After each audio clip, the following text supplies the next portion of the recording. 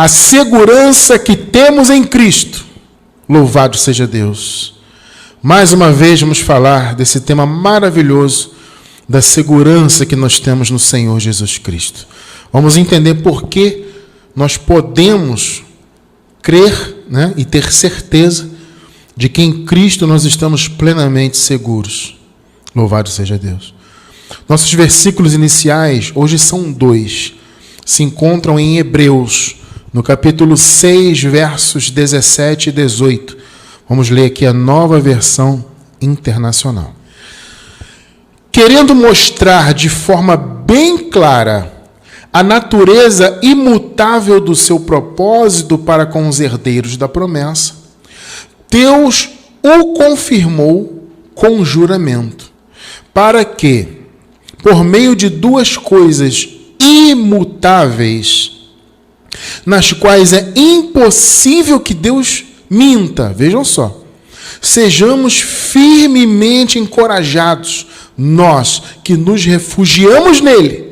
Ele é a nossa segurança, está vendo? Ele é o nosso refúgio, para tomar posse da esperança a nós proposta.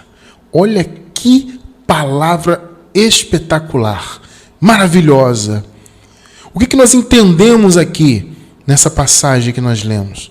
Que o Senhor Deus, para transmitir segurança aos herdeiros da promessa, Ele, além de fazer a promessa, Ele a confirmou com juramento. Que maravilha!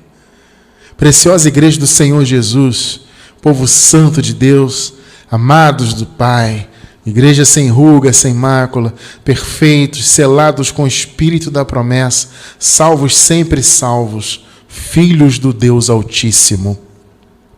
O Senhor Deus deu uma promessa, e para que essa promessa estivesse no coração do seu povo e o seu povo tivesse plena convicção, além de prometer, o Senhor jurou. Então são 2 coisas, né? 2 atitudes de Deus. Ele prometeu e ele jurou.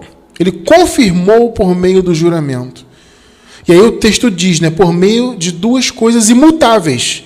Ou seja, a promessa e o juramento, nas quais é impossível que Deus minta.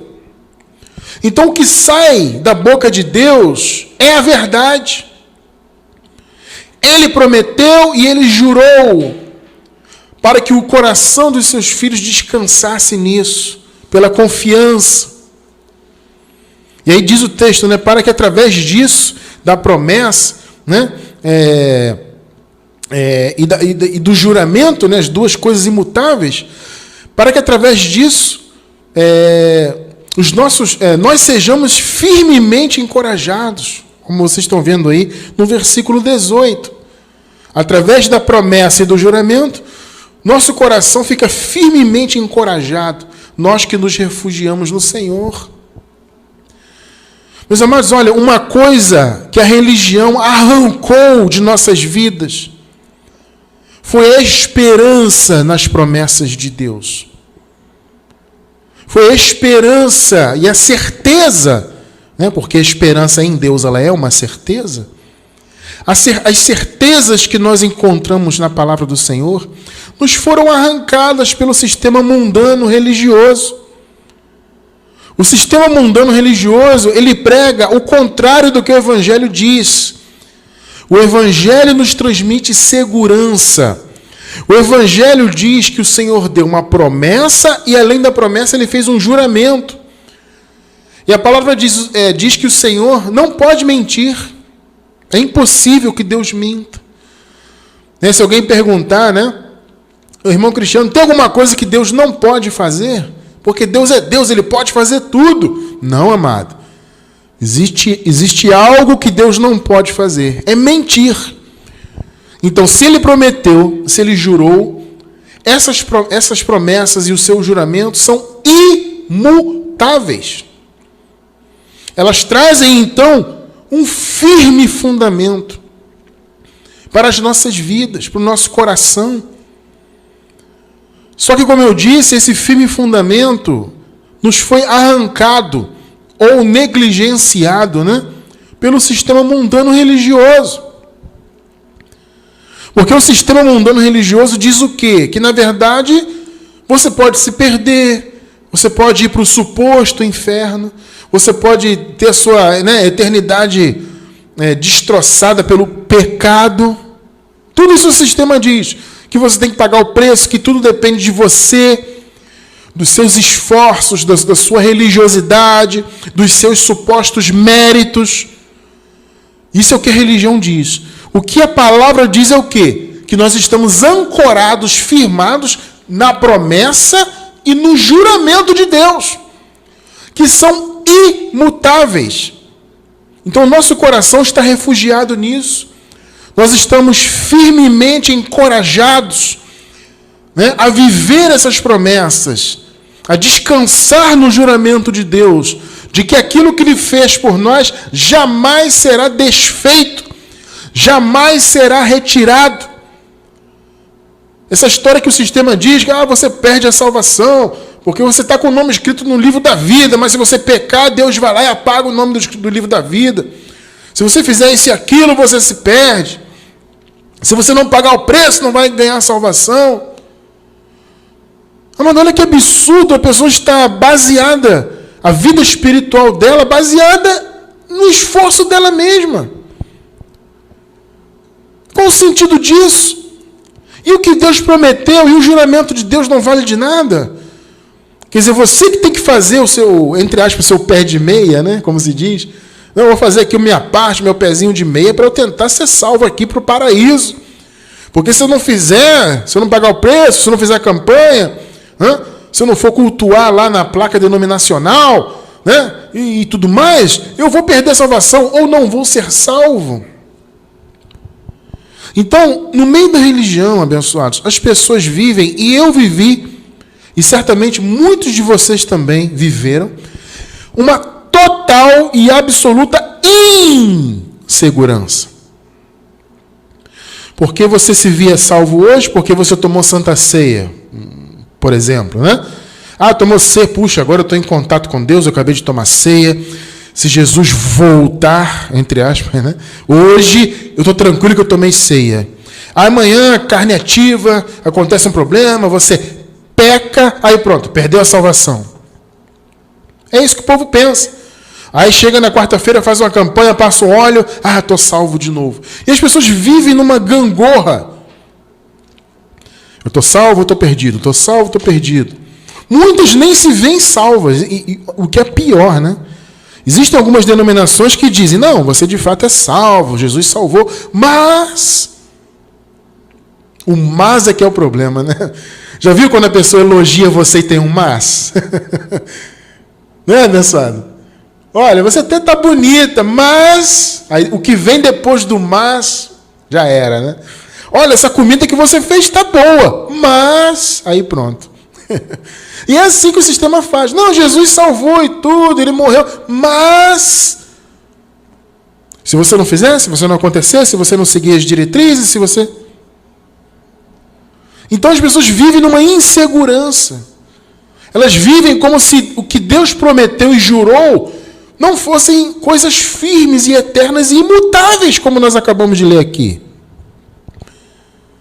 Então, o que o Evangelho da Graça faz é corrigir essas inseguranças que a religião impôs em nossa mente. Eu tenho certeza absoluta, você que hoje está em graça, se você se lembrar, eu sei que não é nem muito bom se lembrar, da época que nós éramos religiosos, mas se você fizer isso didaticamente, vamos dizer assim, se lembrar da época de religioso, você vai observar o quão inseguro você era. Mas a graça, amado, corrigiu isso. E você que está chegando novo agora nessa palavra, entenda, você tem segurança no Senhor. Não é em você, não é no seu mérito, não é no seu paga-preço, não é em nada disso. É em Cristo. A nossa segurança, o nosso firme fundamento está na promessa de Deus, e no juramento de Deus. Como diz o texto que nós lemos agora no início, são duas coisas imutáveis, nas quais é impossível que Deus minta. Então o que Ele fez de uma vez por todas. As conquistas de Jesus Cristo por nós foram feitas de uma vez por todas. O que você tem no seu coração, no seu espírito, para sempre foi lhe dado de uma vez por todas. Ao morrer na cruz, meus amados irmãos, abençoados com todas as bênçãos, ao morrer o Senhor Jesus reuniu tudo nele. Você sabia que você está hoje unido a Cristo? Na verdade, você, eu, todos nós, nascemos já nesse mundo unidos a Cristo. Porque essa união foi feita por meio de sua morte. Ao morrer e cumprir todas as coisas que a lei exigia, né? A lei exigia derramamento de sangue, né? Que o cordeiro fosse morto e oferecido o seu sangue. E Jesus se pôs como Cordeiro de Deus, se ofereceu a si mesmo. Ao realizar essa obra tremenda, o Senhor Jesus reconciliou todo o cosmos. A criação, né? Que estava desconciliada por causa do pecado, o Senhor reconciliou. E, obviamente, consigo fomos nós, os eleitos, reconciliados.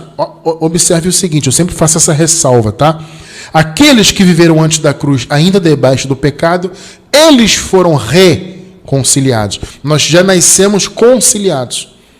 Nós já nascemos unidos, porque já nascemos depois da obra consumada. Entenda isso.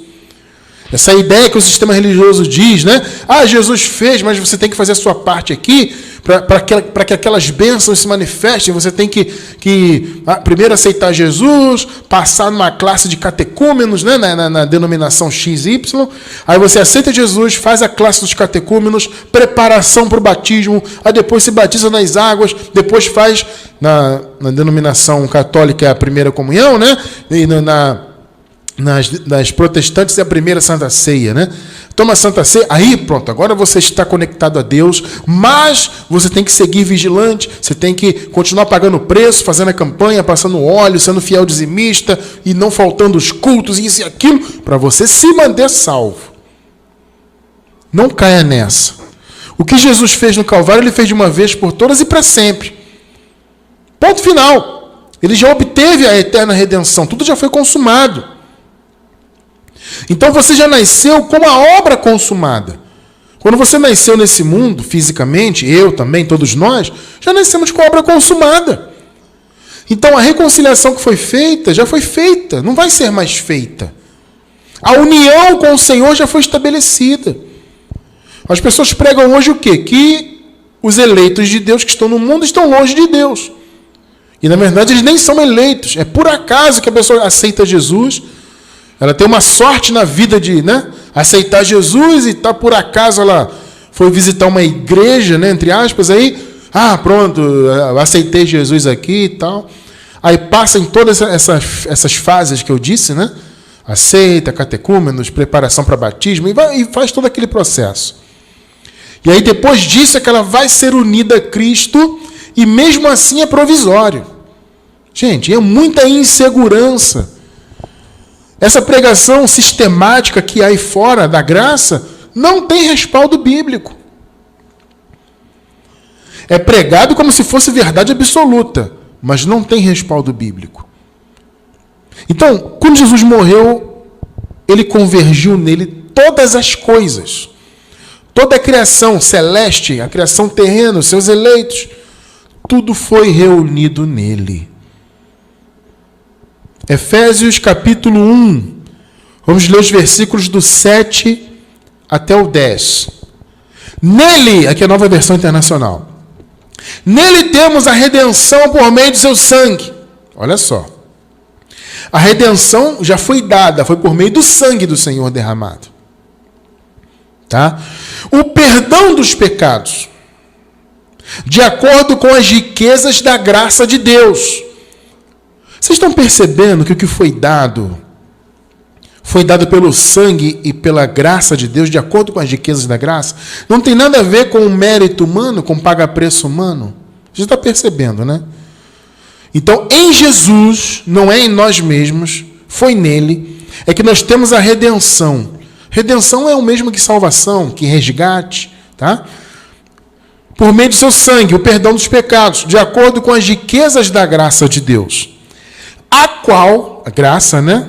Versículo 8, né? A qual ele derramou sobre nós. Olha só. Então você vê, amado, que é um mérito de Deus. Ele é que derramou sobre nós. Não é você que quis aceitar Jesus e passar pela classe, batizar, e passar óleo na cabeça, e sacrificar, e vai para o monte. Não! Ele é que pela graça derramou sobre nós, com toda a sabedoria e entendimento. Louvado seja Deus. Versículo 9. E nos revelou o mistério da sua vontade. Olha que coisa linda. Eu fico feliz, amado, de ter a revelação do mistério da vontade de Deus. Essa revelação é só por meio do Evangelho da Graça, não tem outro caminho. E nos revelou o mistério da sua vontade, de acordo com o seu bom propósito, que Ele estabeleceu em Cristo. Você está observando que foi Ele, o Senhor, que fez tudo? Ele que preparou tudo? Foi a vontade dEle? Ele salvou quem? Quem Ele quis. Quem Ele predestinou. De acordo com o seu bom propósito. O propósito é dEle, não é nosso. E o propósito que Ele estabeleceu não em meus méritos, mas em Cristo. Que propósito é esse, irmão Cristiano? Versículo 10. Isto é, de fazer convergir em Cristo todas as coisas, celestiais ou terrenas, na dispensação da plenitude dos tempos. Muitos estão aguardando ainda a plenitude dos tempos vir. Isso não faz sentido, né? A plenitude dos tempos se iniciou na manifestação de Jesus nesse mundo. E Ele morreu e ressuscitou. E nisso Ele fez o quê? Ele convergiu. O que é convergir? É estar junto, estar reunido. Percebem? Olha só, meus amados, o que Jesus fez, meus amados irmãos. Ele convergiu nele todas as coisas. Então, quando você nasceu nesse mundo, por isso que eu falei no início, né?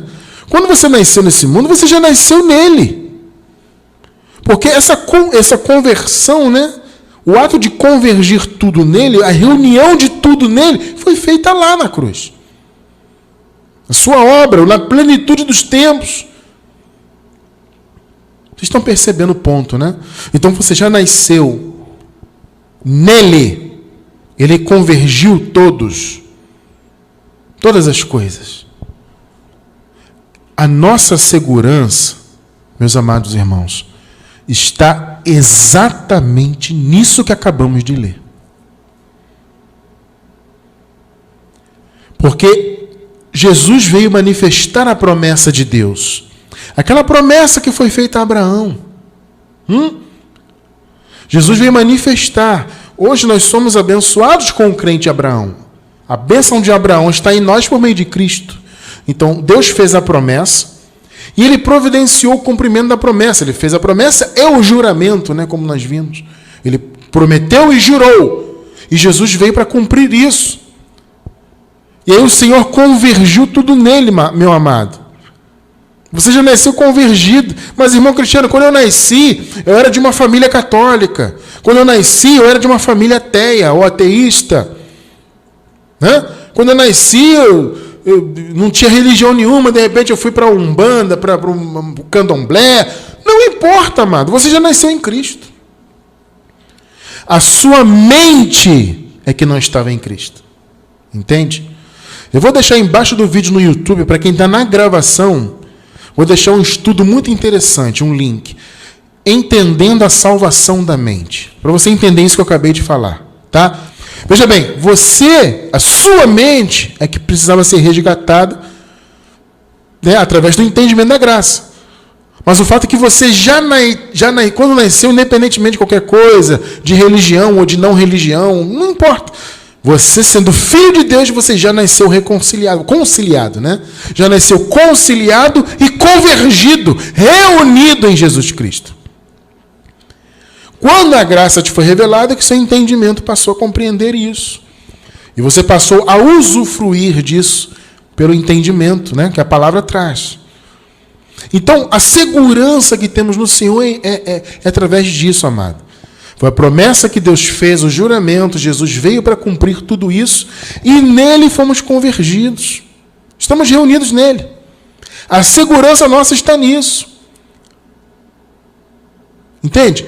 Quando houve o dia de Pentecostes, né, nós vemos registrado ali no livro histórico de Atos dos Apóstolos, né, quando veio o Espírito Santo, aquilo foi o quê? Foi vamos dizer assim, o carimbo final, né, da nossa união com Deus. Porque a igreja primitiva estava vivendo um momento de transição, né?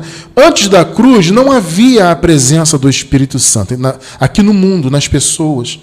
Vocês entendem isso? O Espírito vinha apenas cumprir um propósito e se retirava. Por isso que nós encontramos, por exemplo, né, a oração do salmista: ah, Senhor, não retire de mim o teu Espírito. Né? Antes eles ansiavam pelo Espírito, porque não tinha. Então, isso antes da cruz. Jesus cumpriu tudo, convergiu tudo nele. O que ele fez ao cumprir? Ele liberou todo o caminho para que as promessas fossem completamente concluídas. E tudo foi concluído naquele intervalo, né, do período de transição da ressurreição de Jesus até o ano 70, na sua parousia. Então, o Senhor confirmou a sua presença em nós pelo Espírito Santo.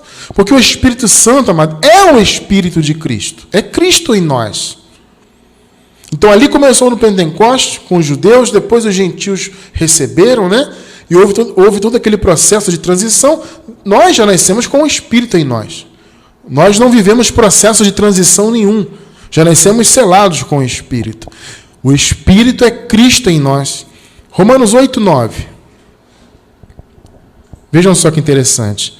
Vós, porém, não estáis na carne, mas no Espírito, se é que o Espírito de Deus habita em vós. Mas, se alguém não tem o Espírito de Cristo, esse tal não é dele. Ó, que tremendo, né? Você vê que o Espírito é de quem? É de Cristo. O Espírito Santo é Jesus em nós. Alguns dizem que o Espírito Santo seria uma suposta terceira pessoa de uma suposta trindade, né? Ah, ele é a terceira pessoa, uma pessoa diferente. Não é, é Jesus. O Espírito Santo é Cristo habitando em nós. É o Senhor Jesus, é o próprio Deus se estendendo até nós. Entende? Então a presença dele em nós é que nos dá segurança. Quando ele derramou o Espírito dele, não foi por acaso, não foi só para cumprir tabela, como se diz. Não, havia todo um propósito. O Senhor morreu, ressuscitou, né? Reconciliou consigo o mundo, reuniu nele todas as coisas. Agora ele precisava derramar o seu Espírito para que essa obra fosse selada de uma vez por todas. Por isso que o Espírito Santo é chamado de selo. Ele foi o selo de tudo que o Senhor fez por nós. Ele fez e mandou o Espírito como um selo na vida dos eleitos. Naquela época o Espírito começou a descer. Por isso que havia aquele processo, né? E impôs as mãos e veio sobre eles o Espírito Santo. Porque eles estavam vivendo aquela transição. Por isso que era necessário aquilo. Nós já nascemos com a obra consumada. Não é necessário nada. Não existe buscar o Espírito Santo. Isso é uma bobagem. Ah, vou buscar ali o Espírito Santo. Não. Quem é eleito já nasce com ele. Você já nasceu, já passou o momento de transição. Tá? Para você entender a palavra, é importante você entender os tempos. É o que eu chamo de contexto temporal ou pactual, né, dos pactos. São 3 momentos. É antes da cruz, né, império das trevas, pecado, condenação, morte da alma, né? Quando a alma morria, ficava presa na morte, todo aquele processo negativo. Um segundo momento foi o quê? O período de transição, que nós chamamos, que foi da morte e ressurreição do Senhor até o ano 70, na sua parousia. Esse foi um segundo momento, onde a igreja surgiu de fato, onde o Espírito Santo começou a descer, as promessas então começaram a ser ali, né, estabelecidas e concedidas. Foi um momento de transição. O terceiro momento é a nova aliança estabelecida. Então você já vive, você já nasceu nesse terceiro momento. Eu também, nós não nascemos antes da cruz em pecado. Nós não vivemos a transição que a igreja primitiva viveu. Nós já nascemos como igreja com tudo consumado, com o Espírito habitando em nós. Amados, entenda uma coisa, isso é imutável. Por que eu posso ter segurança no Senhor? Por que você pode ter segurança? Porque o que ele prometeu é imutável. As promessas dele de derramar o Espírito, não havia promessa, né? Eis que derramarei o meu Espírito sobre toda a carne. Ou seja, sobre judeus e gentios, né? Toda a carne é isso, né? São todas as etnias, não só os judeus. Eu vou derramar o meu Espírito sobre todas as etnias, sobre todos os povos, sobre todos os tipos de pessoas. Não havia essa promessa? Então, ele cumpriu a promessa. E é imutável essa promessa. Então, quem diz hoje que o Espírito Santo sai? Ah, meu irmão, você vai perder o Espírito Santo, hein? Ó, se você não buscar, ele vai sair. Amado, isso é uma bobagem. Isso é negar a imutabilidade dos conselhos de Deus. É negar o que Deus fez por você, por mim, por nós. Ah, vai perder a salvação. Se você não vier para a igreja, se você não usar esse tipo de calça comprida, se você não colocar gravata, e se você... As pessoas estão presas nessas coisas, porque elas pensam que as promessas de Deus são mutáveis. Elas pensam que as promessas de Deus dependem da religiosidade delas, do esforço delas. Isso é uma besteira sem fim. Uma vez que ele deu o Espírito dele, já derramou sobre toda a carne, ou seja, sobre todas as etnias. Já está derramado, já nos foi dado. Isso é imutável. O Espírito não sai mais de você. Então a segurança que temos em Cristo é isso, é que o Espírito dele está em nós. A presença dele está em nós. E essa presença é o quê? É a certeza da glória. É a certeza da glória. É aquilo que eu sempre digo, tá? Na palavra de Deus você encontra sempre a palavra esperança, né? Ah, estou aqui em esperança, esperança da glória. E a esperança, muitas das vezes, para nós, ela pode soar como algo assim, que pode, talvez, não rolar, né? Quando você fala assim, eu tenho esperança que isso aconteça. Do ponto de vista humano, material, isso é uma coisa que realmente, uma esperança pode ser, pode não ser. Em Deus, não. Em Cristo, não. A esperança é uma certeza. Por que a esperança é uma certeza? Porque ele prometeu e ele jurou. São duas coisas imutáveis, nas quais é impossível que Deus minta. Vocês estão entendendo o ponto? Então ele prometeu, ele cumpriu, já está feito, está selado, acabou. Mas a religião insiste em dizer que Deus é mentiroso. Que Deus desfaz as coisas que ele fez. Que Deus salvou os seus, mas agora ele tira a salvação. Porque o cara não jejuou, porque o cara comeu carne de porco, né? O pessoal aí do sistema da lei, da Torá, diz isso. Se você comer carne de porco, vai perder a salvação. Esse pensamento vem de quê? De heresia. Vem da não confiança na imutabilidade das promessas de Deus. Na segurança que o Senhor nos dá por meio do seu Espírito. É a certeza da glória. Colossenses 1, 27.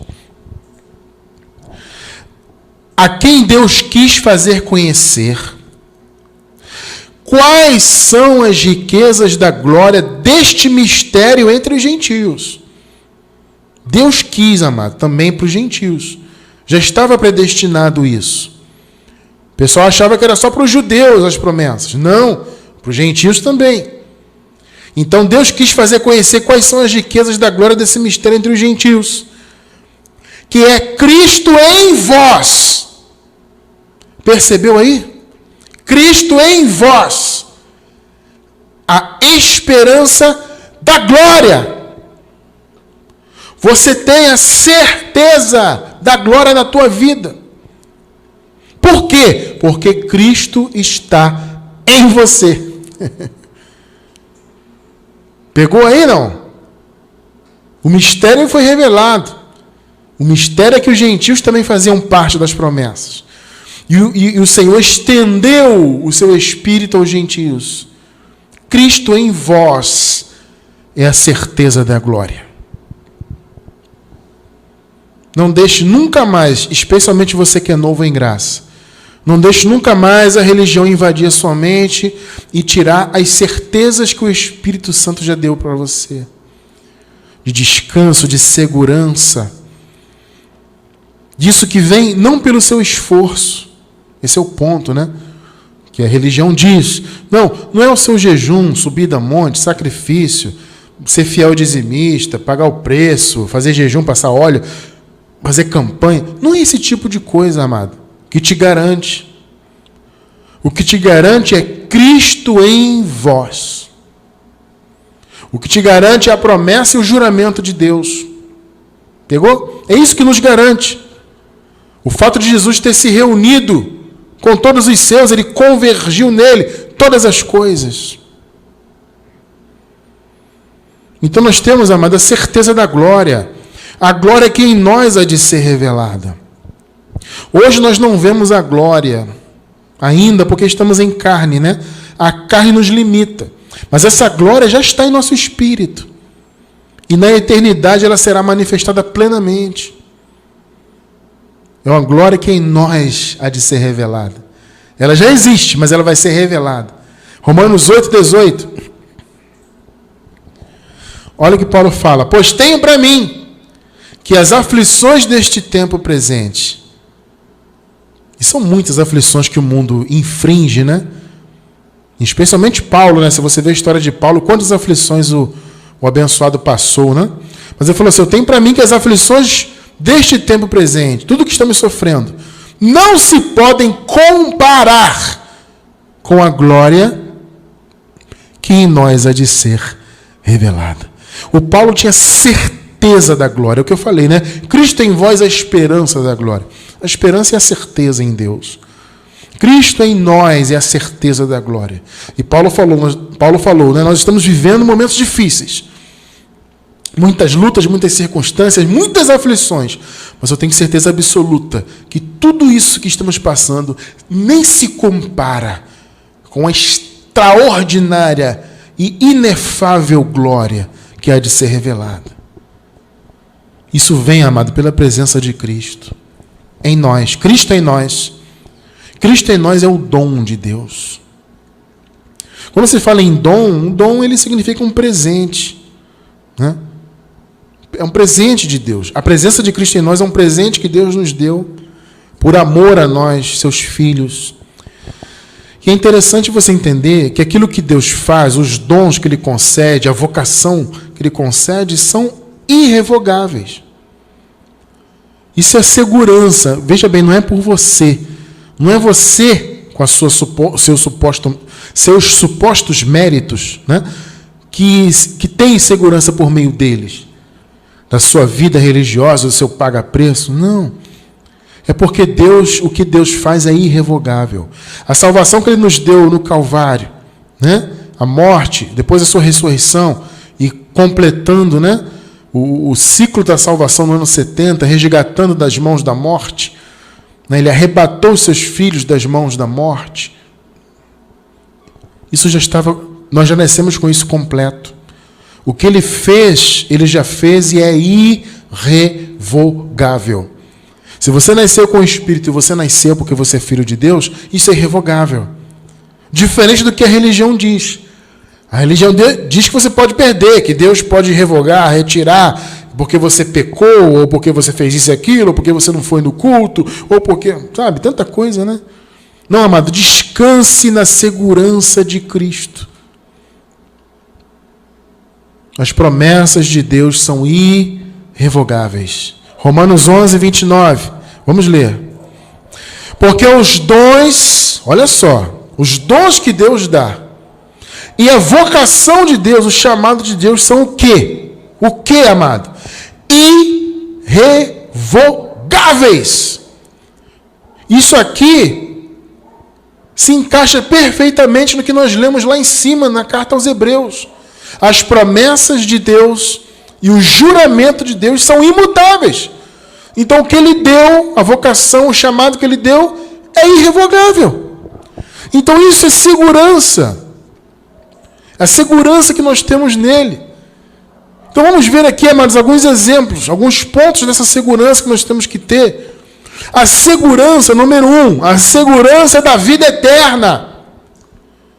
Você hoje pode dizer, eu já tenho a vida eterna. Eu não terei, eu já tenho. Por isso que eu digo, amados, nós não morremos. O que deixa de funcionar, entre aspas, é esse corpo biológico.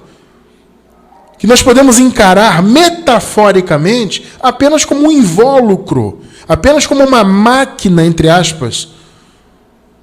Biologicamente o corpo morre, mas isso não é morte para nós, porque a nossa alma não morre.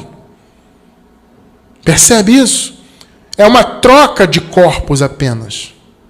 É esse corpo atual que se corrompe, como Paulo diz, para um corpo glorificado. Você já tem a vida eterna. Já tem. Hebreus 9:12. Nem por sangue de bodes e bezerros, não foi pela lei, né? Mas por seu próprio sangue, entrou uma vez no santuário. Olha só, uma vez. Por que o apóstolo diz uma vez? Por que ele frisa isso? Porque é algo eterno, ele não vai fazer mais, não precisa mais fazer nada. Cristo não fará mais nada nesse sentido de salvar alguém, porque ele já fez uma vez. E você não precisa ficar tentando se salvar, porque ele já fez uma vez por todas.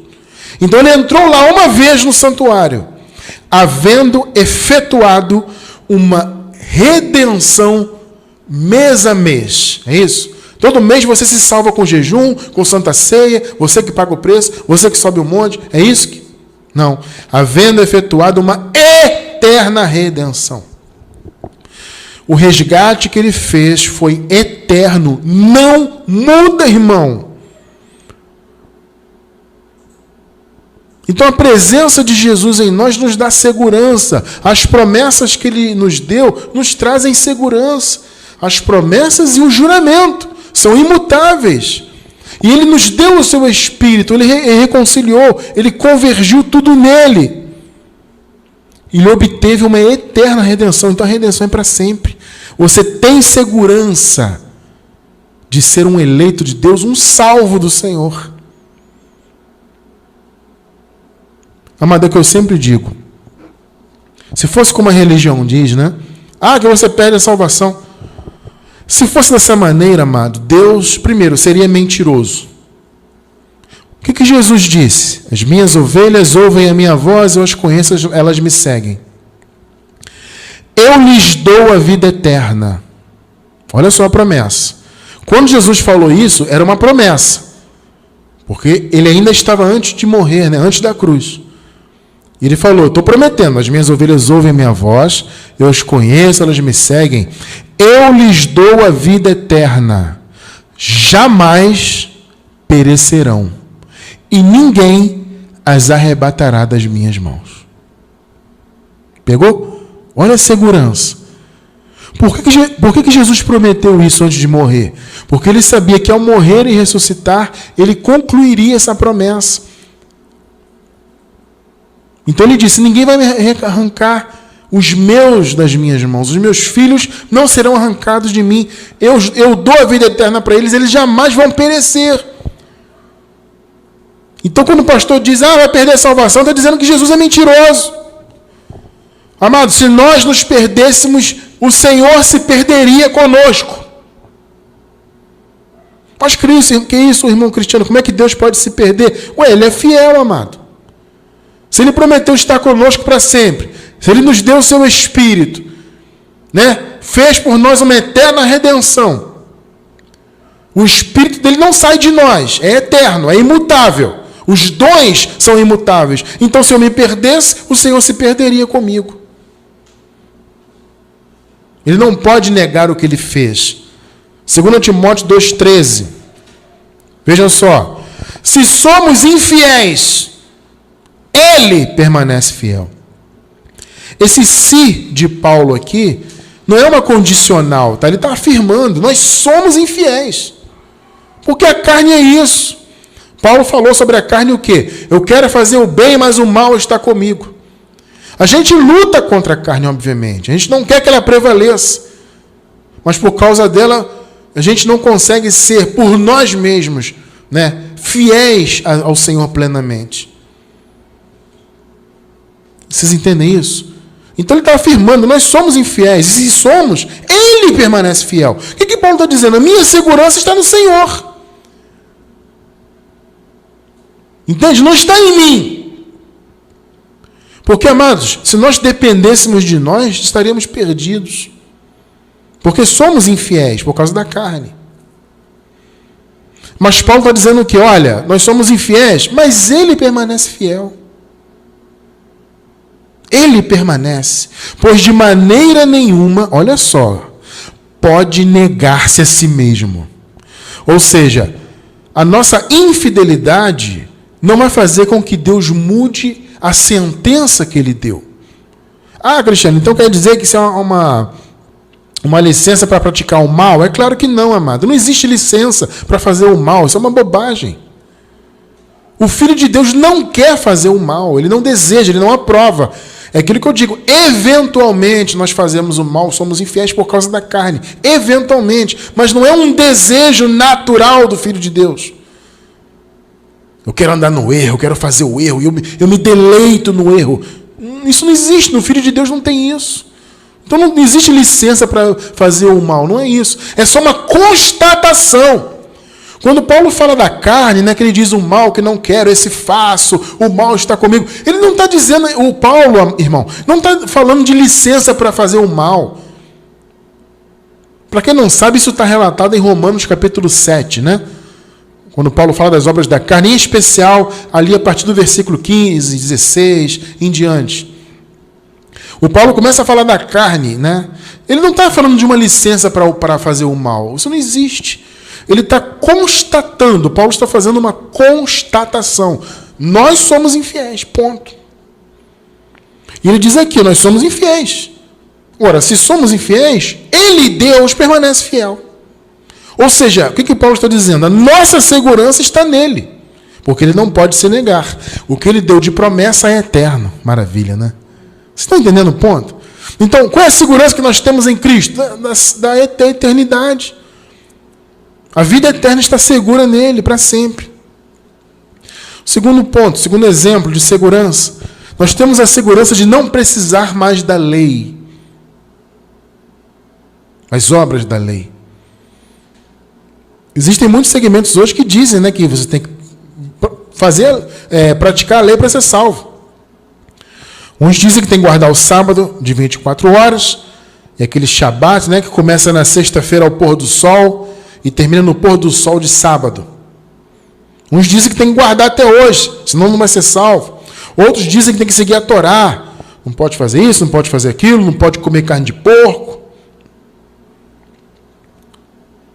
Isso é o quê? É negar a eficácia de Jesus em nós. Jesus, habitando em mim, ele me faz pleno, irmão. Eu e você, todos nós. Não é o que Paulo fala? E estais perfeitos nele. Por que Paulo fala isso? Porque Paulo sabia que Jesus habitava em nós e habita em nós. E habitará para sempre. Estão entendendo o ponto? A segurança é essa, não é numa obra da lei, praticar isso ou praticar aquilo, não é isso. Eu vou dar um exemplo para vocês que é clássico, né? A gente usa muito esse exemplo aqui, que é o jejum. Veja, eu não vou me aprofundar sobre jejum hoje, tá?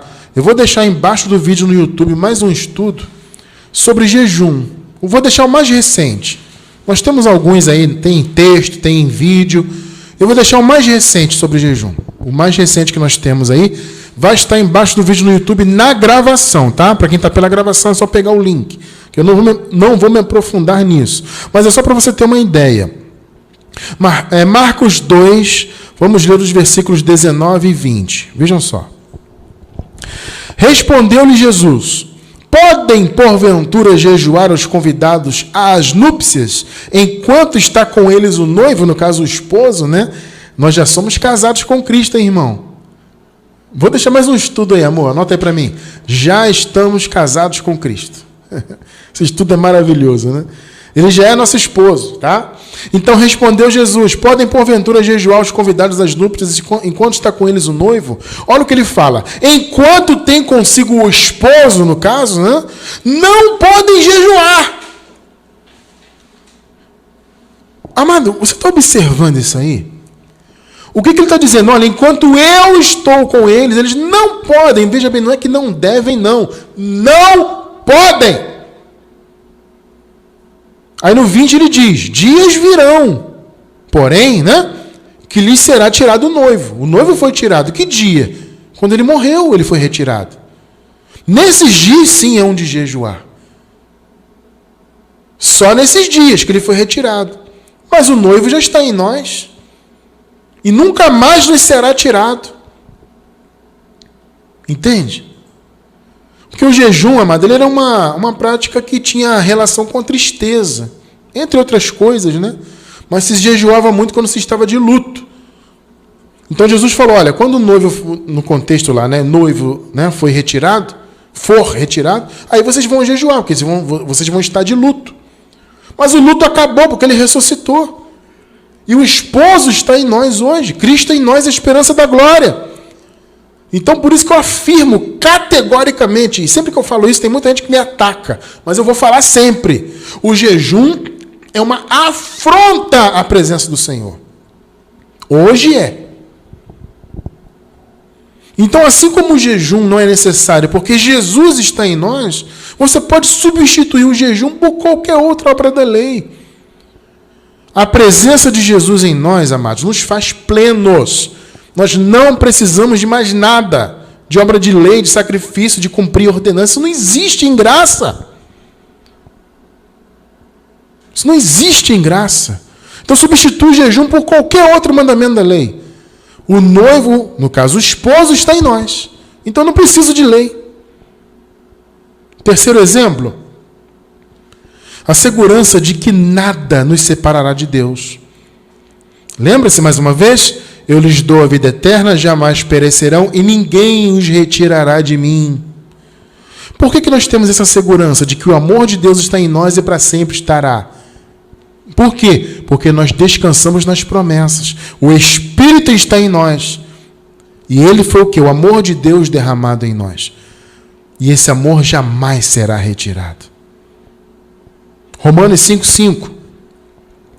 E a esperança não desaponta, porquanto o amor de Deus está derramado em nossos corações pelo Espírito Santo que nos foi dado. Olha que coisa linda. O amor de Deus foi derramado em nossa vida. Você já nasceu com o amor de Deus na sua vida. E esse amor não pode ser retirado de você. Nada pode nos separar. Vamos ler o clássico Romanos 8, 37 ao 39. Mas em todas estas coisas, aqui Paulo está falando de muitas circunstâncias difíceis, né? Em todas essas circunstâncias, em meio a toda essa tribulação, nós somos mais que vencedores por aquele que nos amou. Agora veja o 38. Olha o início do 38. Porque eu estou o quê? Eu estou certo. Opa! Por que Paulo falou que ele está certo? Da onde vem essa certeza de Paulo? Da segurança que ele tinha nas promessas de Deus. O apóstolo sabia que as promessas eram imutáveis. Uma vez que nós tínhamos o Espírito, né, que eles tinham e nós temos, né, o Espírito Santo, nós temos o amor derramado em nós. E a segurança que esse amor jamais será retirado. Por isso que Paulo falou, eu estou certo de que nem a morte, nem a vida, nem anjos, nem principados, nem coisas presentes, nem futuras, não importa. Não importa o presente, não importa o que virá no futuro. Nem potestades, 39. Nem a altura, nem a profundidade, nem qualquer outra criatura nos poderá separar do amor de Deus que está em Cristo Jesus, nosso Senhor. Oh, meu amado, descanse no amor de Deus na tua vida. O Senhor te ama e te amará para sempre, porque as promessas dele são imutáveis. O amor de Deus é um dom de Deus em nossas vidas e os dons são irrevogáveis. O amor de Deus que o Senhor tem por nós é por meio de Cristo, pelo que Cristo fez por nós. É a segurança que temos em Cristo, através de sua presença. A segurança da vida eterna. A segurança de não precisarmos mais de obras da lei. A segurança de que nada nos separará do amor de Deus. E, por fim, a segurança em meio às tempestades. Nesse mundo, amado, pode haver tempestades. A gente sempre diz isso, né? É diferente do que o sistema religioso prega, como nós falamos semana passada, inclusive, né? a maldita teologia da prosperidade, pregou que tem que se viver num mar de rosas. Isso não existe, não há promessa de Deus para isso. O que há promessa de Deus, sim, é que uma vez que o Senhor está conosco, Ele está conosco nas tempestades e nos livra. Vocês estão entendendo? Veja bem, a presença de Jesus, ela não impede que uma tempestade venha, mas a presença dele nos garante a vitória. Esse é o ponto. Lucas 8, vamos ler o livro histórico aí? Versículos 23 e 24. Olha que lindo. Isso aqui é uma metáfora, isso aconteceu de fato lá entre Jesus e os seus discípulos. Mas esse acontecimento é um ensinamento para nós. Se torna uma metáfora para nós. Enquanto navegavam, o Senhor adormeceu e desceu uma tempestade de vento. Está vendo? Jesus estava lá, a tempestade veio. E o barco se enchia de água, de sorte que perigavam. Esse é um momento de desespero, né? A tempestade vem, né? Mas Jesus estava lá. Agora é interessante, Jesus estava descansando, hein? Ele estava dormindo. E a tempestade não acordou ele, não. Ele continuou descansando, né? 24. Chegando-se a ele, o despertaram, dizendo: Mestre, mestre, estamos perecendo. E ele, levantando-se, repreendeu o vento e a fúria da água, e cessaram. E fez-se o quê? Bonança. Pegou, né? Amados, metaforicamente, o barco é a nossa vida. E Jesus está no nosso barco. Pegou aí, não? Jesus está no nosso barco. Descanse nele. Vocês têm segurança nele. Vocês estão seguros eternamente. Vocês jamais morrerão, jamais se perderão. Ainda que circunstâncias venham, né? Ainda que circunstâncias venham, se manifestem contra vocês, lutas, nós estamos seguros no Senhor. E somos gratos a Ele por isso, porque a sua presença nos dá segurança. Jamais morreremos, jamais nos perderemos. Temos a nossa vida eterna garantida. Estamos livres da lei. Temos segurança em meio às tempestades. Por quê? Porque Cristo habita em nós. E eu encerro com 1 Coríntios 6,17. Mas aquele que se une ao Senhor é o quê? É um só Espírito com Ele. Meus amados, vocês, eu, todos nós fomos unidos em Cristo. Fomos convergidos nele. E aqueles que se uniram a Ele, que são os seus filhos, são um só com Ele. Nós somos um só. Todos nós, amados irmãos, somos um. Nós estamos longe, né? Nesse momento, estamos longe fisicamente, geograficamente, mas essa distância geográfica não interfere no fato de sermos um só. Ela não importa.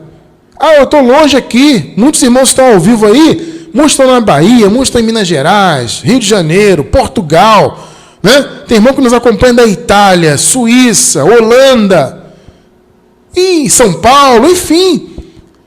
Mas nós somos um, porque estamos unidos nele, fomos convergidos nele. E essa conversão, essa união que nós temos em Cristo, o fato de sermos um só Espírito com Ele, é que nos garante tudo isso que nós somos e temos. Você está seguro no Senhor. Descanse nele, porque as promessas de Deus são imutáveis.